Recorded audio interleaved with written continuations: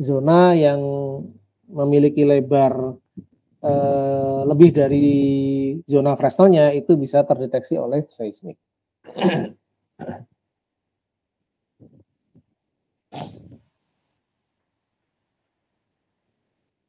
Nah, cara yang lain untuk menurunkan zona Fresnel atau resolusi horizontal kita bisa menggunakan two-way time ya, TWT ya. Jadi kita bisa menggunakan konsep waktu. Nah, kalau kita misalkan ya jarak vertikal itu menempuh waktu bolak-balik sebesar T gitu ya. Kemudian jarak miring yang tadi itu misalkan kita menempuh waktu sebesar T aksen gitu ya. Maka T aksen ini kita bisa cari dengan menggunakan panjang sisi miring ya dibagi dengan velocity ya. Panjang sisi miringnya apa? Berarti D per 2 ditambah L per 2 ya dikuadratkan.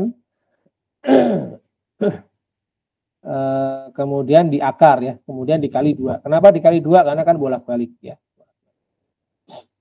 Nah, ini kenapa L per 2 ya? Karena kita menghitungnya dari titik tengah sini ya. Dari titik tengah sini ke sini itu setengah L. Kalau total kan panjangnya L ya. Nah, karena kita mengambilnya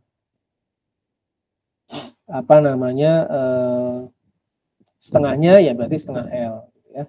Nah, ini T aksen. Jadi T aksen itu adalah waktu yang dibutuhkan dari source ke ujung kiri atau kanan ya. Berarti sisi miring kan. Maka panjang sisi miringnya dibagi kecepatan dikali 2. Kenapa dikali 2? Karena TWT ya, two-way travel time. Nah, hasilnya seperti ini. Kemudian kita lihat selisihnya antara T aksen dengan T ya. Nah, T aksen dan T itu harus selisihnya sebesar T per 2 ya, T per 2. Kenapa T per 2? Karena T per 2 itu adalah waktu bolak-balik ya. Perbedaan atau interval waktu bolak-balik ya. Jadi perbedaan interval waktu yang pertama yang vertikal dengan interval waktu yang miring.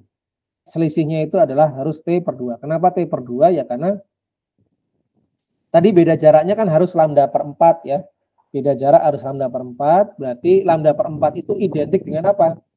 T per 4, periode per 4. Nah, sedangkan di sini yang kita hitung adalah waktu bolak-balik. Berarti T per 4 atau seperempat T kita kali dengan 2 ya. Jadi T per 2 asli. Jadi selisih waktunya antara T aksen dengan T itu harus T per 2 ya. Nah, ini tinggal kita substitusi ya. Persamaan kedua masuk ke T aksen ini ya. T aksen ke T aksen, kemudian T masuk ke T. Nah, nanti di sini kita akan peroleh ya. Besar L-nya itu sama dengan akar 2D per lambda. Ya, itu ya. Nah, nanti lambdanya silahkan kalian hitung ya, seperti yang contoh perhitungan yang awal tadi ya. Nah, ini ya, kalian lihat interval velocity dari batuannya berapa. Ya, kalau data log kan dia fluktuatif ya, naik turun. Nah, ambil rata-ratanya. Kemudian dominan frekuensi dari sinyalnya seperti apa. Nah, ini kita lakukan FFT ya, fast Fourier transform. Kemudian di situ kita dapat spektrum amplitudonya, kita lihat amplitudo maksimum, nah disitulah frekuensi dominan yang kita miliki ya. Jadi pada saat amplitudo maksimum dia frekuensinya berapa. Nah, kemudian kita hitung lambdanya ya. Jadi velocity dibagi frekuensi kita dapat lambda, kemudian dibagi 4. Itu adalah resolusi vertikalnya. Nah, yang ini ya. Kita dapat lambdanya ya, kita masukin ke sini. Oke, kemudian nah ini contoh dari resolusi horizontal ya atau lateral atau kita sebut sebagai zona Fresnel. Nah, di sini kita punya objek ya, bentuknya kotak ya, di bawahnya ya. Ini kita lihat dari top view ya. Kita melihatnya dari atas. Kita punya dua line seismik ya, ada line 1 dan line 4 ya. Nah, line 1 itu dia melintas di atasnya objek yang kotak ini ya. Kemudian line 4-nya dia tepat di atas sampingnya ya berarti ya ini. Tapi di bawah tepat line 4 ini tidak ada ini ya, tidak ada kotak ini ya. Gitu. Tapi kalau kita hitung kita hitung Fresnel zone-nya, si posisi tepi dari kotak ini dia berada di bawah zona Fresnel ya. Jadi kalau kita lihat line 4, kita hitung fractal zone-nya, kita buat lingkaran gitu ya. Maka si posisi kotak ini, tepi dari kotak itu berada di bawah zona Fresnel dari line 4 ya, line 4. Kalau line satunya mungkin masih berada di atas zona Fresnel dari line 1, cuman di line 4 ini si posisi tepi dari kotak ini itu berada di bawah dari zona Fresnel ya. Nah, kemudian kita lihat hasil seismiknya yang terekam oleh line 4 ini. Nah, bentuk line 4 ini jadi seperti ini ya, seperti ini. Nah, ini penjelasannya gimana? Penjelasannya harusnya line 4 ini kan tidak merekam kotaknya ya. Kenapa? Karena dia kan hanya merekam lapisan di bawah line 4 ini kan lurus-lurus saja ya. Jadi harusnya kan kayak gini, lurus gitu ya. Karena kotaknya kan di sampingnya di line 1. Jadi harusnya line 4 ini tidak terlihat. Nah, akhirnya apa? Dia yang terlihat yang di atas zona Fresnelnya. Berarti seolah-olah ada kotak nih di line 1, di line 4 ya. Nah, ini ada posisi kotaknya. Nah, ininya hilang. Yang kemenerusan dari yang horizontalnya ini hilang. Nah, kenapa hilang? Karena ini berada di bawah zona Fresnel ya. Jadi yang diarekam hanya yang berada di atas zona Fresnel, yaitu yang kotaknya. Berarti dia ada kotaknya seolah-olah di bawah L4 ini. Line 4 ada kotak ya. Seolah-olah, saya katakan seolah-olah ya. Berarti sebenarnya tidak ada. Seolah-olah ada kotak. Jadi ini dia lurus kemudian ke atas ya. Kan kotaknya kayak gini ya, ada ketebalan ya. Berarti dia ke atas, kemudian lurus lagi, terus dia turun, terus dia lurus. Nah, ini seolah-olah ada kotak di bawah line 4. Nah, setelah dilakukan migrasi ternyata tidak ada. Ya, itu. Jadi artinya apa? Ini fenomena ini kemenerusannya hilang karena posisi tepi dari si si objek yang berbentuk kotak ini dia berada di bawah zona Fresnel dari seismik yang dihasilkan pada line 4 ya.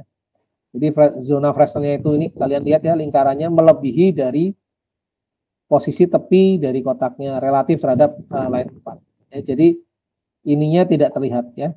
Reflektor yang sebenarnya tidak terlihat. Dia justru mendeteksi yang di atas zona Fresnel yaitu kotaknya ya. Harusnya yang kotak ini harusnya terdeteksinya pada line 1 ya. Di line 4-nya tidak ada.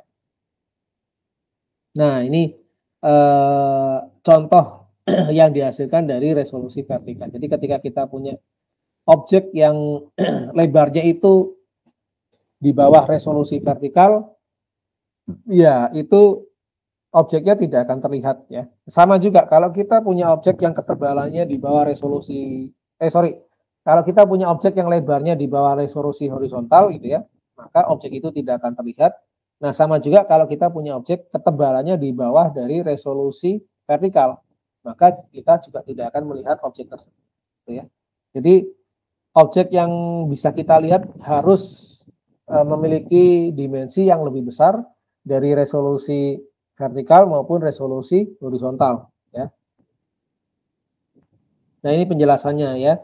Jadi gelombang seismik yang vertikal dengan yang miring ya itu karena berada di bawah resolusi horizontal, maka vertikal dan miring itu saling interferensi ya, saling menghilangkan gitu ya, saling menghilangkan, saling karena mepet ya, ini A dan C-nya itu mepet, jadi saling menghilangkan, rendah ya, amplitudenya jadi rendah, sehingga ini kecil-kecil. Nah, yang terlihat justru yang dari top dari kotaknya ini, batas atas dari kotaknya, karena batas atas dari kotaknya itu nilainya lebih dari resolusi horizontal.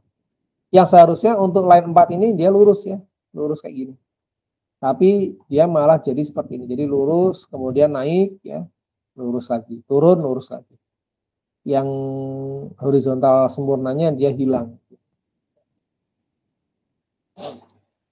Itu mungkin ya untuk materi yang sekarang. Silakan kalau ada pertanyaan ya tentang konsep resolusi ya, resolusi seismik.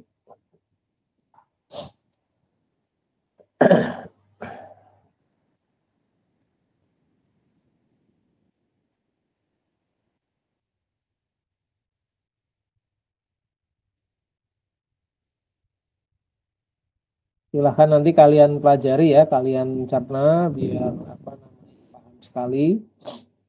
Eh, apa namanya? Karena ini suatu konsep yang penting ya. Ketika kita akan menentukan target ya, zona target. Jadi zona target yang kita tentukan itu ketika kita diberikan data seismik itu harus berada di atas resolusi dari data seismiknya ya, baik resolusi vertikal maupun resolusi horizontal. Jadi ketika nanti kalian disuruh melakukan QC, kira-kira target mana yang bisa terlihat, ya kalian harus berpegang teguh sama konsep ini ya, konsep resolusi. Itu ketika kalian nanti apa namanya disuruh untuk menentukan zona target dari suatu eksplorasi seismik ya.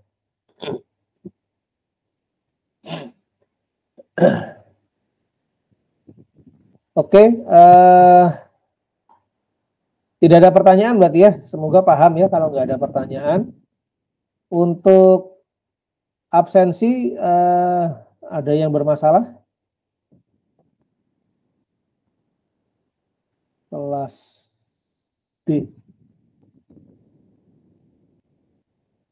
Oke, sepertinya tidak ada masalah ya untuk absensi ya. Baik, kalau gitu kuliah hari ini sampai di sini dulu ya materinya. Ya, silakan Nabila.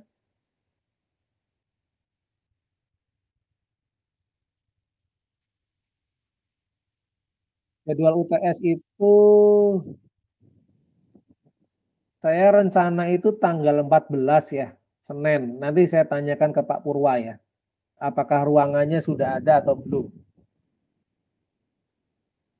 Hari Senin itu serentak ya. Jadi APDSR A, B, C, D semuanya di hari Senin. Jadi nanti untuk yang kalian bentrok dengan kuliah, kalian bisa izin. Karena saya sudah menyampaikan ke Pak Purwa dan Pak Purwa sudah menyampaikan ke dosen pengampu yang lain bahwa nanti kalian bisa dapat dispensasi ya untuk mengikuti UTS di hari Senin 14 April. Semuanya sebenarnya sudah saya siapkan ya, baik soal maupun waktunya. Nah, ini saya nanti akan kontak dengan Pak Purwa.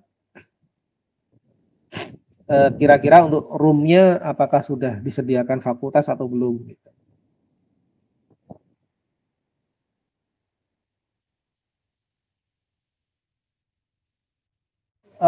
Minggu ini kan berarti pertemuan ke-8 ya. Berarti sampai minggu yang kemarin pertemuan 7. Kalau yang pertemuan sekarang sudah masuk UAS ya, materi UAS berarti. Itu.